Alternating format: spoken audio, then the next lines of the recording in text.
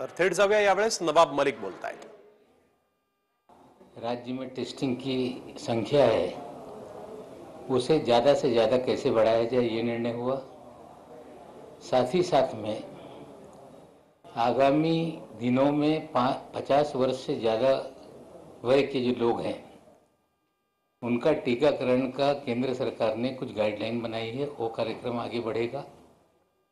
साथ ही साथ बड़े पैमाने पे जनता स्वयं पैसा खर्च करके टीकाकरण करवाना चाहती है, उसको भी लेकर चर्चा हुई। केंद्र सरकार शायद 1 तारीख को उसका धोरण डिक्लेयर करेगी। तो निजी अस्पतालों में जो निजी स्वयं अपने पैसे से टीका लगाना चाहते हैं, केंद्र सरकार के निर्णय के बाद निश्चित रूप से महाराष्ट्र में भी उस पर अमल करने का काम शुरू होगा। सर, मोटेरा स्टेडियम का नाम बदल करके नरेंद्र मोदी स्टेडियम किया गया है। बकायदा दुनिया का सबसे बड़ा स्टेडियम बनाया गया है क्रिकेट और इंग्लैंड और इंडिया में दुनिया का सबसे बड़ा स्टेडियम मोटेरा में बनाया गया, बहुत ही खुशी की बात है।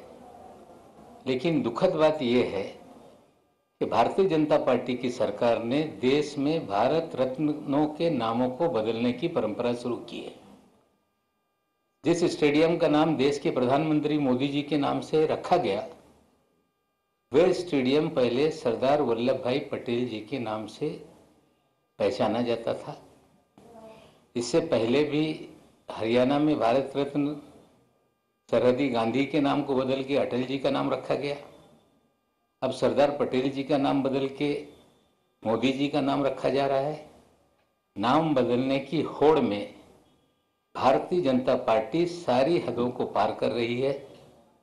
अभी तक तो शहरों के नाम बदल रहे थे, अब भारत रत्न के नाम से अस्पताल हो, स्टेडियम हो, उनका भी नाम बदला जा रहा है। ये बहुत दुखद है।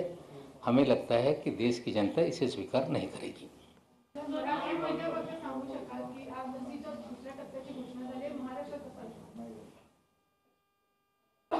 आज कॅबिनेटच्या बैठकीमध्ये राज्यात कोरोनाची जी परिस्थिती आहे त्याचा आढावा घेण्यात आला। आरोग्य विभागाच्या माध्यमातून सादरीकरण झाल्यानंतर एक सूचना देण्यात आली की राज्यात चाचणीची संख्या वाढवली पाहिजे आणि त्या पद्धतीने भविष्यात प्रत्येक जिल्हाधिकारी, महानगरपालिका आयुक्त या सर्वांना सूचना देण्यात आलेली आहे की चाचणीची संख्या वाढवली पाहिजे आणि कॉन्टॅक्ट ट्रेसिंगवर जास्त भर दिला पाहिजे। आता वॅक्सिनेशनचा कार्यक्रम केंद्र सरकारने जो जाहीर केला होता त्याला चांगल्या पद्धतीने पुन्हा एकदा जाऊया, मंत्री नवाब मलिक यावेळेस बोलतायत। त्याच्या नावाचा बदल करण्याचा कार्यक्रम सुरू झालेला आहे। हरियाणामध्ये सरहदी गांधी यांचे नाव बदल करून अटल बिहारी वाजपेयी यांच्या नावाने हॉस्पिटलचे नामकरण करण्यात आला आणि आज जे स्टेडियमचं नाव मोदी साहेबांच्या नावाने नामकरण करण्यात आलेलं आहे, याआधी त्या स्टेडियमचं नाव सरदार वल्लभभाई पटेल यांच्या नावाने तो स्टेडियम होता। त्या भारत रत्नाच्या नावाचा बदल करणं कुठेतरी सर्व भारत रत्नांचा अपमान करण्याचं काम मोदी सरकार, भाजप सरकार करते आणि हा निर्णय अजिबात देशातल्या जनता सहन करणार नाही। अजून वेळ आहे। आजपर्यंत मोदी साहेब सरदार पटेलच्या नावाने मतं मागत होती, सरदार पटेलचा उल्लेख करत राहिलेले आणि त्या स्टेडियमचं नाव बदलून स्वतःचं नाव होते आणि मोदी साहेब गप राहत आहे, याचा अर्थ त्यांची स्वीकृती याला होती। त्यामुळे पटेल साहेबांचं नाव बदलून मोदी साहेबांचं नाव देण्यात आलेलं आहे। मी उद्या बिझनेस ॲडवायझरी कमिटीची बैठक आहे। त्या बैठकीमध्ये राज्यपालचे अभिभाषण होईल, पुरवणी मागण्या होईल, बजेट होईल। अधिवेशनाचा कालावधी ठरवण्याचे अधिकार बिझनेस ॲडवायझरी कमिटीला असते आणि निश्चित रूपाने त्या समितीमध्ये तो निर्णय होईल।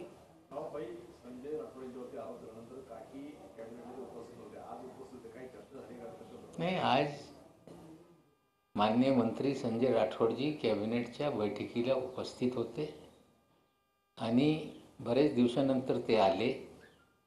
मला वाटते कुठेतरी आता त्यांनी बैठकीला उपस्थित राहण्याच्या सुरुवात केलेली आहे. विधानसभेमध्ये पण निश्चित रूपाने कामकाज त्यांच्या खात्याचे असताना ते कामकाज करतील. पोहरादेवीच्या शक्ती प्रदर्शनावरनं काल शरद पवारांनी पण नाराजी व्यक्त केली.